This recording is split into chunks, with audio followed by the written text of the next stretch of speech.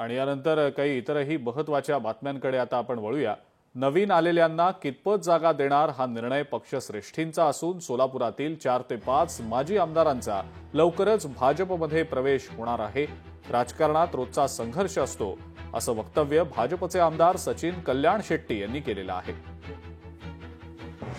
त्या दिवशी मुंबईत जी बैठक झाली त्या बैठकीत ज्यांचा प्रवेश निश्चित होता त्यांचा प्रवेश केला गेला आणि ज्यांचा प्रवेश अजून स्थानिक नेत्यांशी चर्चा करून निर्णय घ्यायचा होता ते प्रलंबित ठेवले।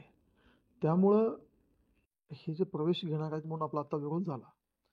थोडं कार्यकर्त्यांच्या स्थानिक भावना असणं साहजिक आहे, शेवटी राजकारणात रोजचा संघर्ष असतो, पण पक्ष नेतृत्वाचाही शेवटी पक्ष विस्तार हा व्हायला पाहिजे आणि सगळ्यांना आपण सामावून घेतल्याशिवाय पक्ष विस्तार होणार नाही। सोलापूरच्या कार्यकर्त्यांनी जे भावना व्यक्त केली, कार्यकर्ता म्हणून ते भावना ठीक आहे, निश्चितच माननीय मुख्यमंत्री प्रदेशाध्यक्ष हे दोघेही जे निर्णय घेतील ते सगळ्या कार्यकर्ते आम्ही सगळे मान्य करतील यात शंका नाही। लोकशाही मराठी ऐका, पहा, जागरूक रहा।